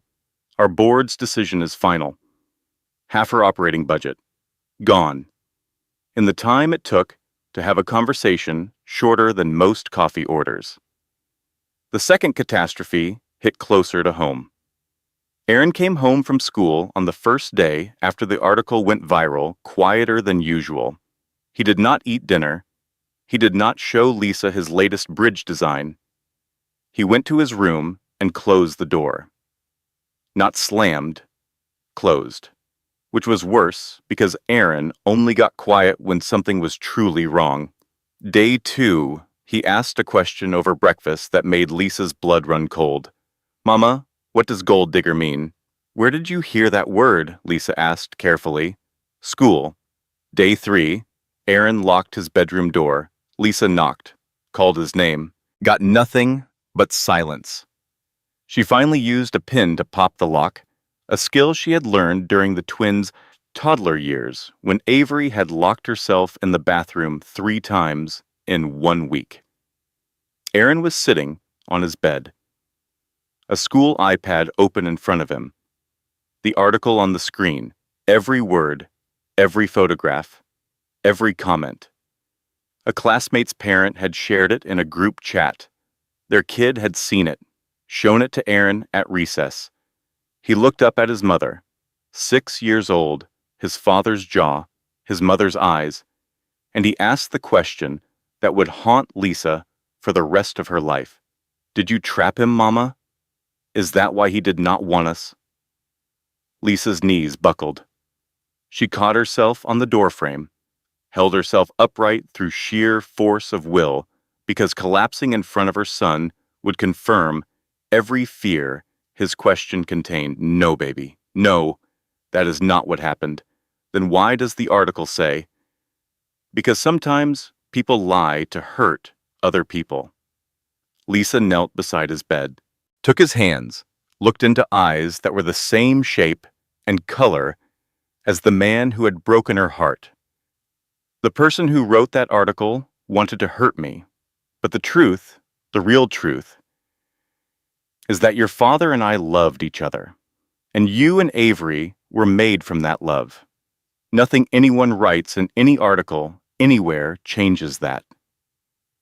Aaron studied her face with the analytical intensity he brought to everything, processing, evaluating, deciding whether to believe her. Then he closed the iPad, turned to face the wall, and said in a voice so small it barely qualified as sound, "I do not want to go to school anymore." Lisa held her son, pressed her face against his hair, and felt something inside her that had survived 7 years of poverty and exhaustion and loneliness finally crack, not break. She would not let it break, but crack. A fracture deep enough to let the fear in. The third catastrophe came 48 hours later. Lisa held it together through pure survival instinct, managed the donor crisis, comforted both twins, coordinated with lawyers who were now billing hours she could not afford, did not sleep, did not eat, ran on caffeine and the particular fuel that mothers generate when their children are threatened. On the third day, her body simply stopped. She was standing in her office reviewing a financial projection when the room tilted sideways. Her vision narrowed to a pinpoint. Her legs dissolved beneath her. She hit the floor before she could even reach for the desk. She woke up in a hospital bed. The doctor was kind, mid-50s, gentle eyes behind reading glasses, the sort of physician who had learned that delivering bad news required the same precision as surgery. Cut clean, do not linger. Miss Moore, when was the last time you had a comprehensive physical examination? I do not remember. Your blood work shows severe anemia, chronic malnutrition markers. Your cortisol levels are roughly 3 times the normal range. Your adrenal system is essentially in a state of permanent emergency. Additionally, we found a mass in your abdomen, likely benign, but it requires surgical removal. Promptly. Lisa lay in that hospital bed and felt the weight of 7 years finally land on her chest. 7 years of pushing a human body past every limit it possessed. 7 years of 2-hour sleep cycles and skipped meals and stress hormones flooding her system every single day. Her body had been sending warnings for years. She had ignored all of them because stopping was never an option, because her children needed her functional, because the clinics needed her present, because survival did not include rest days. And now the bill had arrived. Now, I want to pause here for a moment, because this is the part of the story where it would be easy to feel hopeless, where it would be natural to think that the universe has stacked the deck too heavily against Lisa Moore, that no one person should have to fight this many battles on this many fronts simultaneously. And you would be right. No one should have to carry this alone. But here's what I have learned from telling stories about people who refuse to be defeated. The moment when everything seems lost is not the end of the story. It is the pivot. It is the point where the person you thought you were gets stripped away and the person you actually are stands up. Lisa Moore was about to stand up in ways that no one, not Margaret Gray, not Victoria Ashford, not even Lisa herself, could have predicted. Joseph was in New York, trying to contain the media damage. He did not know Lisa was in the hospital. Derek did. Derek was sitting beside her bed at 2 in the morning, a legal pad in his lap filled with notes he had written while she slept, a cup of coffee growing cold on the side table because he had forgotten about it 3 hours ago. "Your clinics will survive," he said when she opened her eyes. "I have been making calls, 3 new donor commitments, smaller amounts, but enough to bridge the gap until the full investigation closes." Derek. The legal team says the defamation case is strong. Victoria's quotes to the reporter are directly traceable. Derek. Stop. He stopped. "Why are you here?" He looked at her. Really looked. Not the way a colleague looks at a business partner. Not the way a friend looks at a friend. The way a man looks at the woman he loves when she is lying in a hospital bed because she spent 7 years carrying the world alone. Where else would I be?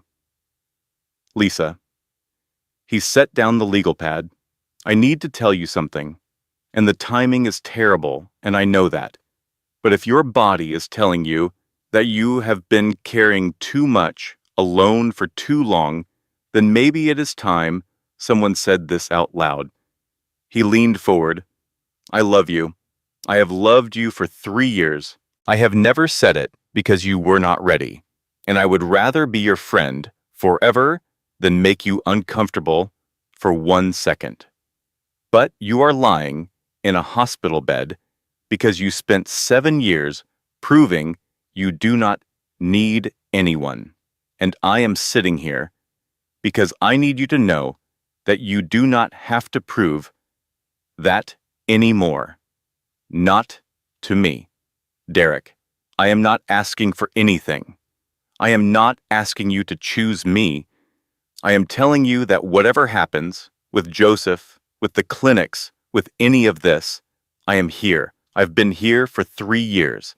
I am not going anywhere. That is not a promise about the future. It is a fact about the past. Lisa looked at this man, this steady, reliable, consistent man who had never lied to her, never chosen a boardroom over her, never made a promise he could not keep, who sat beside her hospital bed at 2 in the morning because that was simply what he did. He showed up. She said nothing, because she did not have an answer yet, but she heard every word, and every word mattered. Lisa spent 3 days in that hospital bed, 3 days of staring at the ceiling and taking stock of everything that had been done to her and everything she had left to fight with. The inventory was not encouraging. Clinics hemorrhaging money, children traumatized, reputation shredded, body failing. The two most powerful women she had ever encountered, Margaret Gray and Victoria Ashford, actively working to destroy her. And the man she had once loved, who was trying to prove he had changed, currently 3,000 miles away dealing with a crisis he had inadvertently helped create. She had every reason to give up, to take the twins and disappear again. Portland to somewhere new. Somewhere the Gray family name meant nothing. Somewhere she could rebuild in peace. But Lisa Moore had learned something about herself in the 7 years since Joseph Gray had broken her heart. She had learned that she was not the kind of woman who disappeared. Not anymore. She picked up her phone, called her lawyer. "I want to file suit," she said. "Defamation, fraud, tortious interference with business operations, conspiracy, against Margaret Gray and Victoria Ashford. Personally. Not the company, not the estate. Them. And I want every piece of evidence Catherine Gray has provided entered into the record. Lisa, these are powerful people with essentially unlimited legal budgets. I know exactly who they are. I have been surviving them for 7 years. File it." She hung up, looked at Derek, who was still in the chair beside her bed. "I am going to need your help running the clinics while I recover from this surgery. Already started.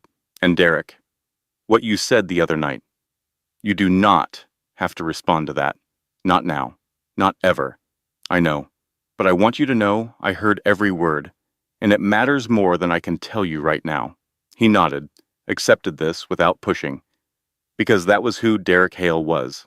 A man who understood that love was not about demanding answers. It was about being present while someone found theirs. The surgery happened 3 days later. Successful.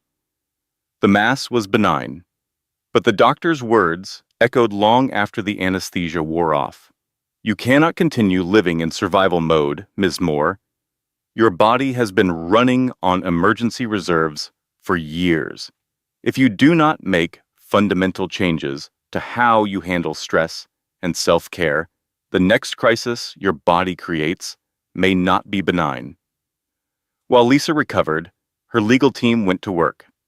Catherine Gray provided a sworn affidavit documenting everything: Margaret's hiring of the private investigator, the fraudulent regulatory complaint, the coordination with Victoria Ashford, the manufactured custody petition, the deliberate press leak, every email, every payment, every conversation Catherine had witnessed or participated in.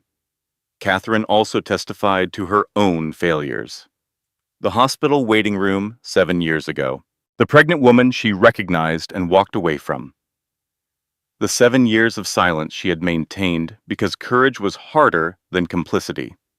The evidence was released strategically, first to Lisa's legal team, then to the court, then, carefully and deliberately, to the press. The headlines flipped overnight. Gray family matriarch orchestrated fraud campaign to steal grandchildren. Victoria Ashford's $200 million prenup scheme exposed. The waitress who refused to break. The same comment sections that had called Lisa a gold digger 3 weeks earlier were now calling her a warrior. The same people who had threatened her clinics were now booking appointments.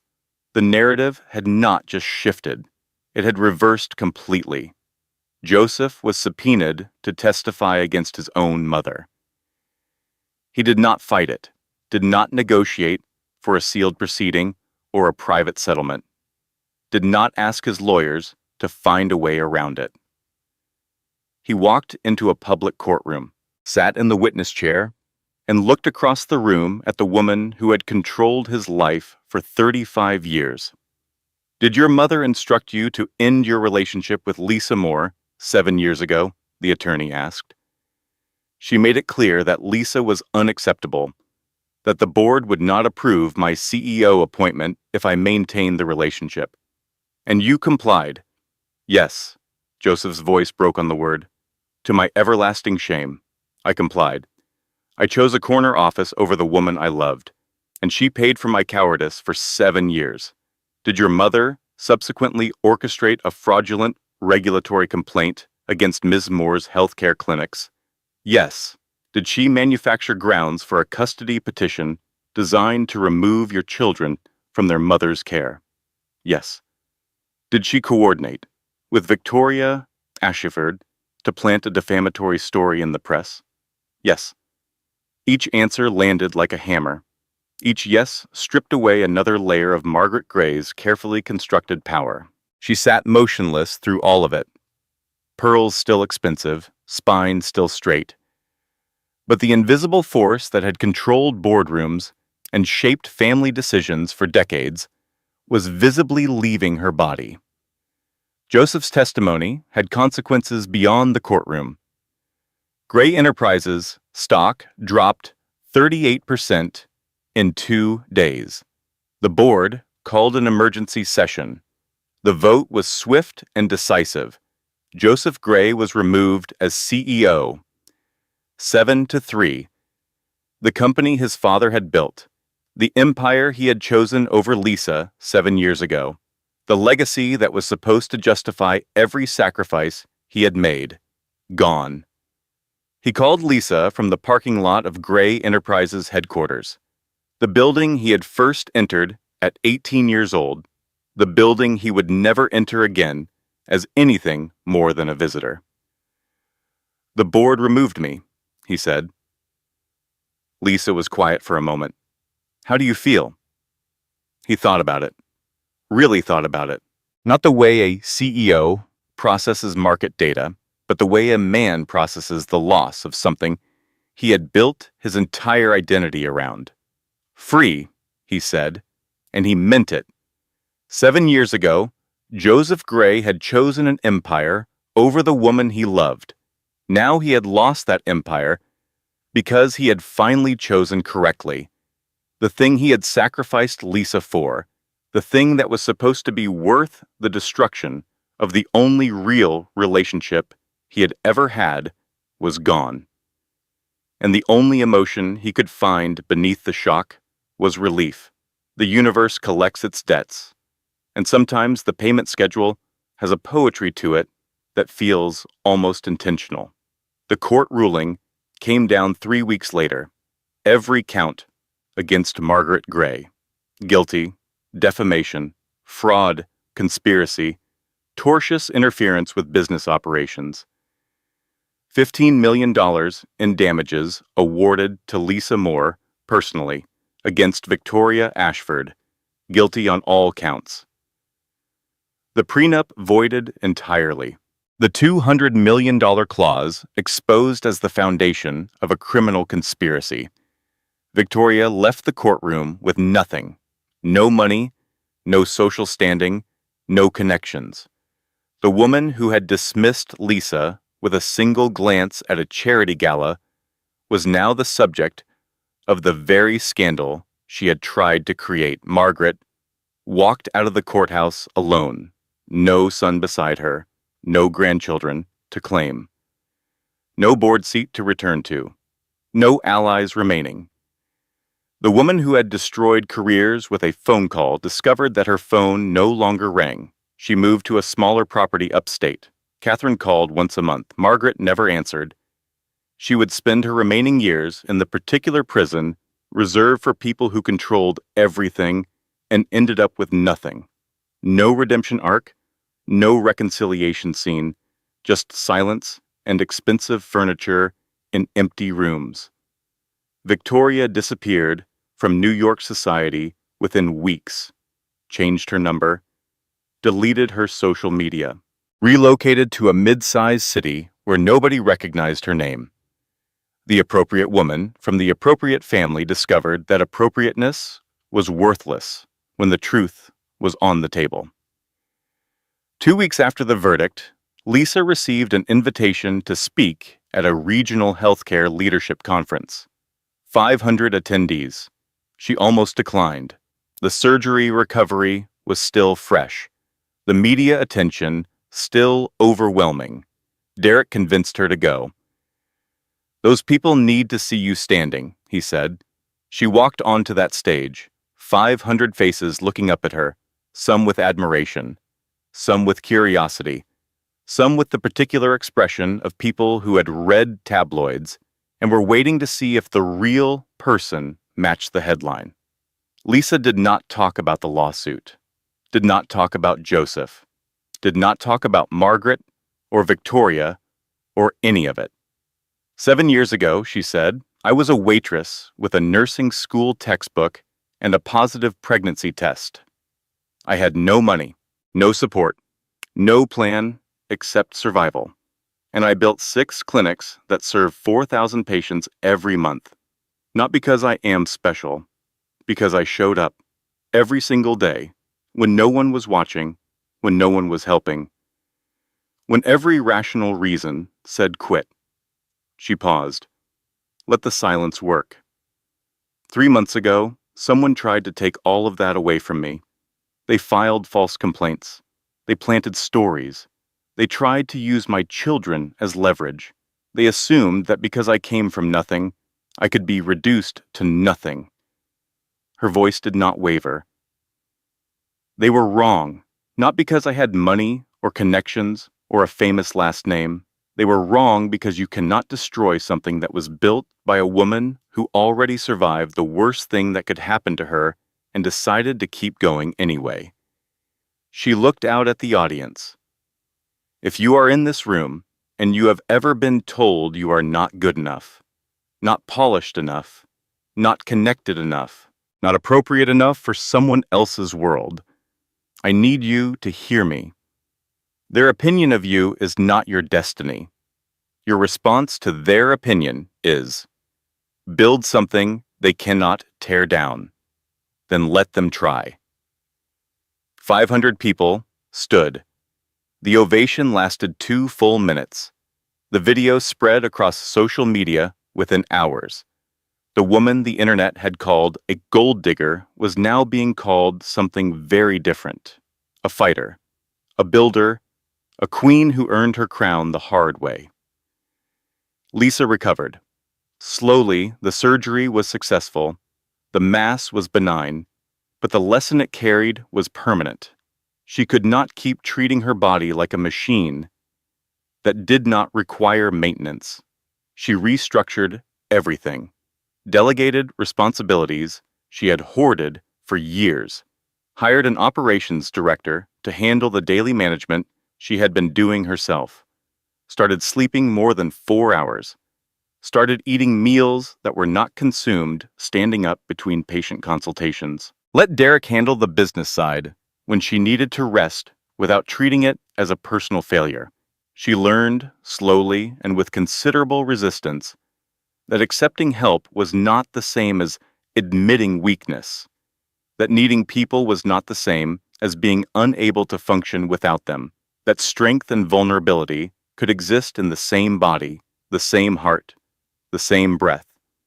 Joseph moved to Portland permanently 6 months after losing the company, not as a billionaire returning in triumph, as a man who had lost the thing he had valued most and discovered it was the best thing that had ever happened to him.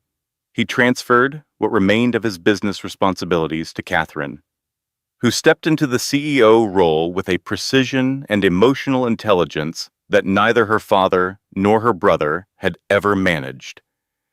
Gray Enterprises, under Catherine's leadership, would eventually recover its stock price and its reputation, but it would be a different company, one that valued people over profit margins. Catherine made sure of that. Joseph bought a craftsman-style house in a quiet Portland neighborhood. 3 bedrooms, a yard, nothing extravagant. A room for Aaron with built-in bookshelves and a drafting table positioned to catch the morning light. A room for Avery painted lavender with a window seat that overlooked a garden. "Did you plan the angle of this drafting table?" Aaron asked during the first walkthrough. His voice was careful, evaluating. "I asked some architect friends what a serious young designer would need," Joseph said. "They helped me get it right." Aaron ran his hand across the surface, tested the angle, assessed the quality. "Thank you," he said quietly. It was the first time Aaron had thanked Joseph for anything without being prompted. Lisa, watching from the doorway, felt her heart do something complicated that she was not quite ready to name. The conversation with Derek happened on a Sunday afternoon. The twins were at Joseph's house for the weekend, a routine that had become normal over the preceding months.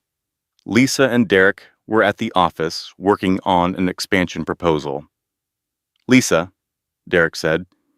She could hear it in his voice, the weight of something he had been carrying for months. "Have you made a decision?" She set down her pen. She owed him honesty. He had earned that, and so much more. Derek. "You are the best man I know."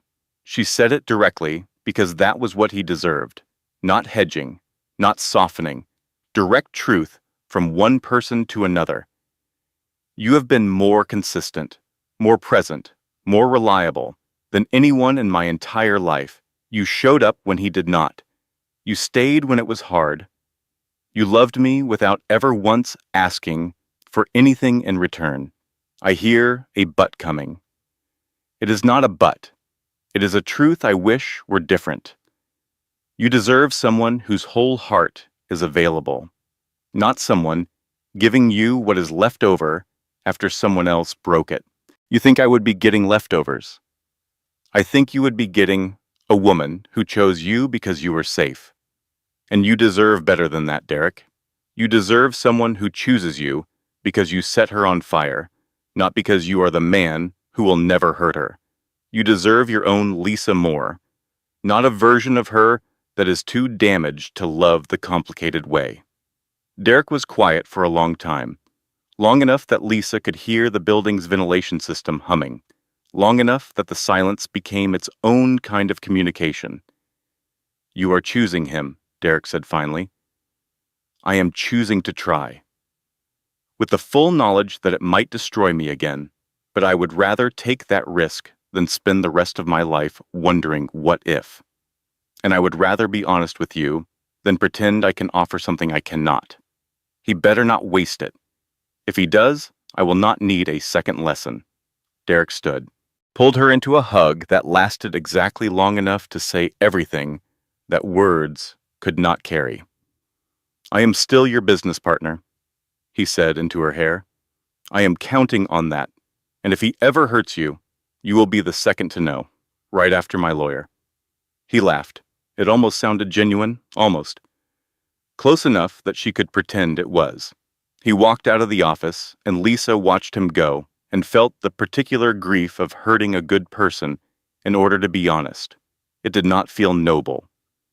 It did not feel like the right choice, triumphantly prevailing. It felt like the cost of being alive and imperfect and human. 1 year passed. Lisa's clinics thrived. The publicity from the lawsuit tripled her patient base. Women across 3 states requesting appointments because they wanted to be treated by the woman who had fought back and won. Derek found someone, a pediatrician named Rachel, who laughed at his terrible jokes and looked at him the way he deserved to be looked at. He brought her to the clinic holiday party. Lisa watched them together and felt genuine happiness for a man who had finally gotten what he had always deserved. Aaron started a junior engineering program. He built model bridges that could support 40 times their own weight. He called Joseph for help with structural calculations, voluntarily, without prompting.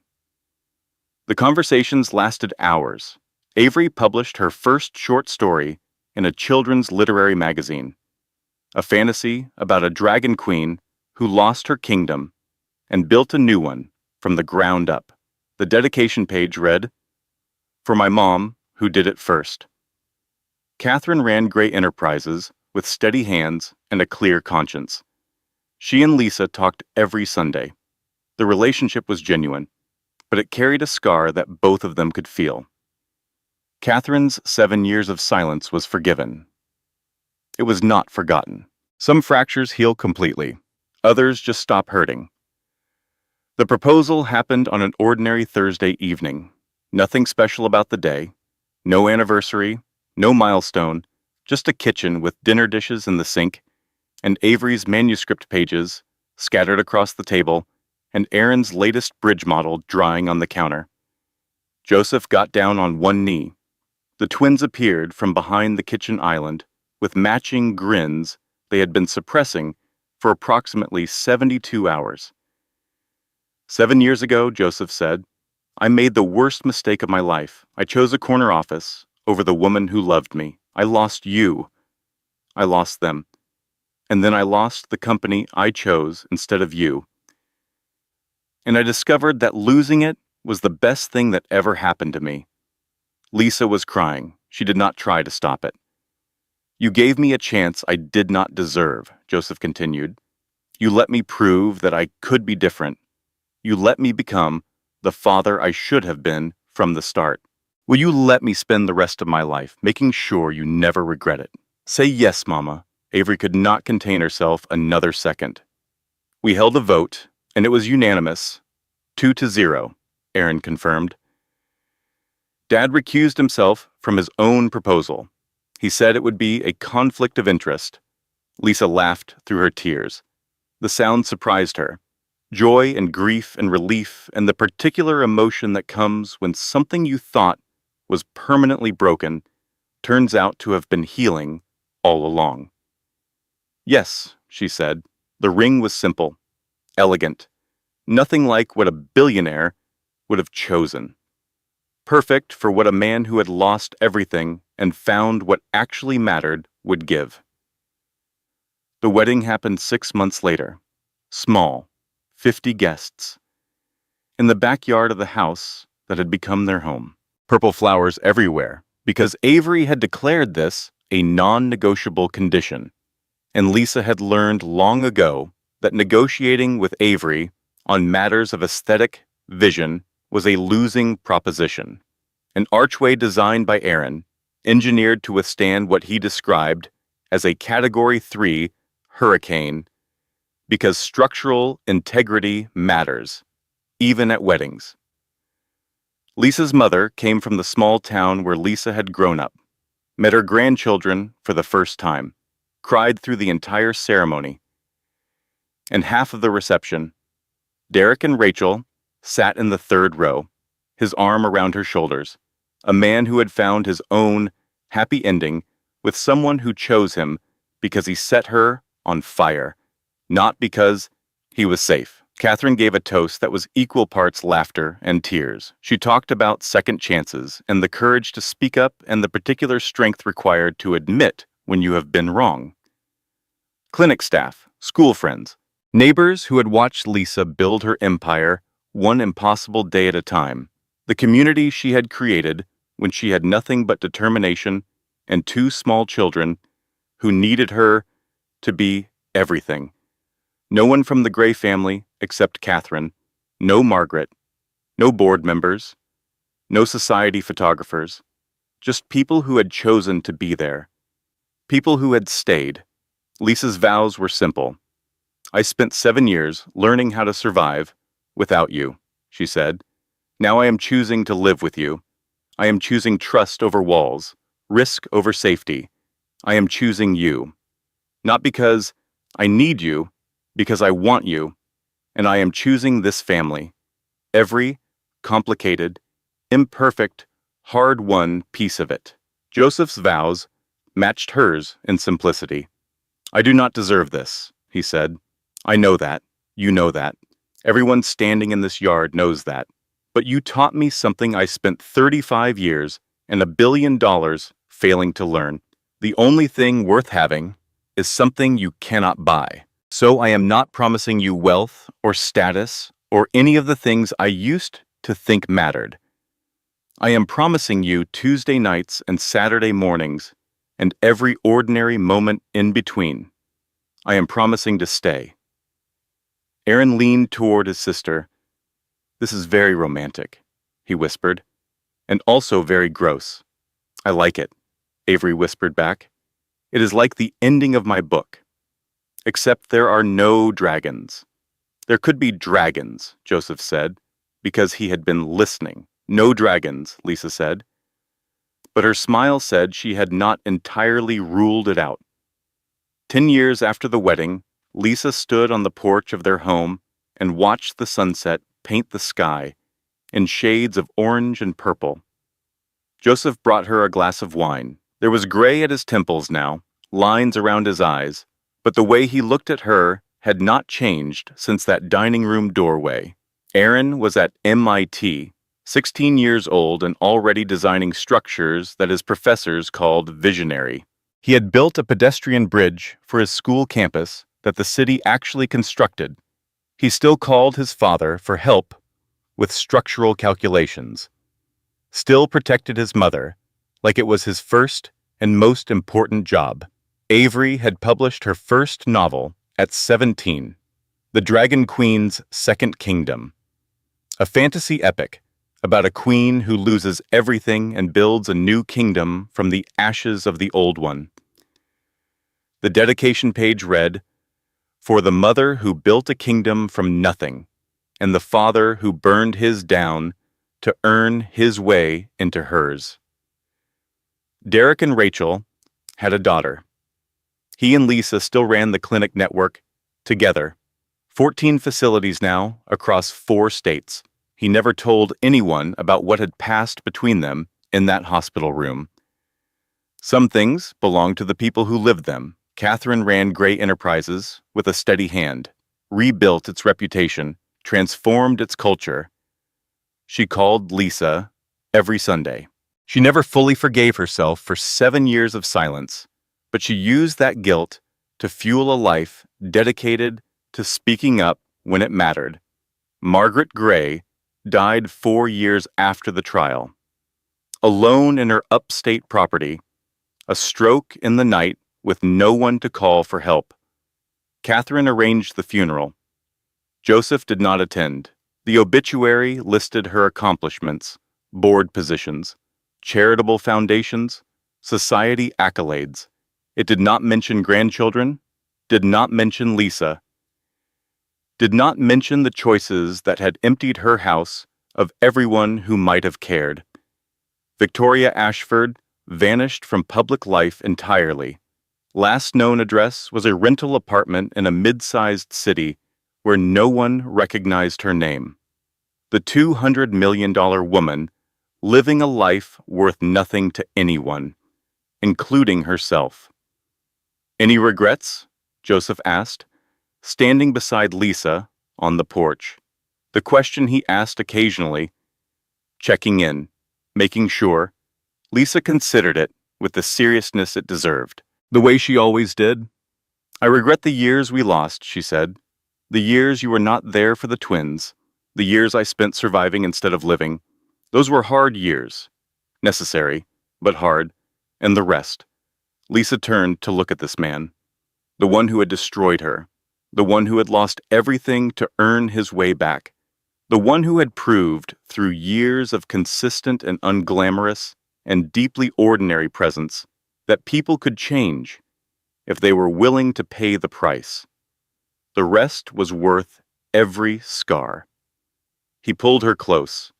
They watched the sun go down together, 2 people who had survived the worst of each other and chosen to build something better. And that is where this story ends. Not with a dramatic revelation, or a twist or a cliffhanger that demands a sequel. It ends here, on a porch, at sunset, with a family that earned every single thing it has. Because the truth about redemption is that it is not dramatic.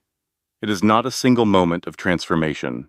It is 1,000 ordinary days, 1,000 phone calls answered, 1,000 promises kept, 1,000 Tuesday nights and Saturday mornings, and unremarkable moments that accumulate into something that cannot be faked or manufactured or purchased with any amount of money. Lisa Moore built a kingdom from nothing. Joseph Gray burned his down to earn a place in hers.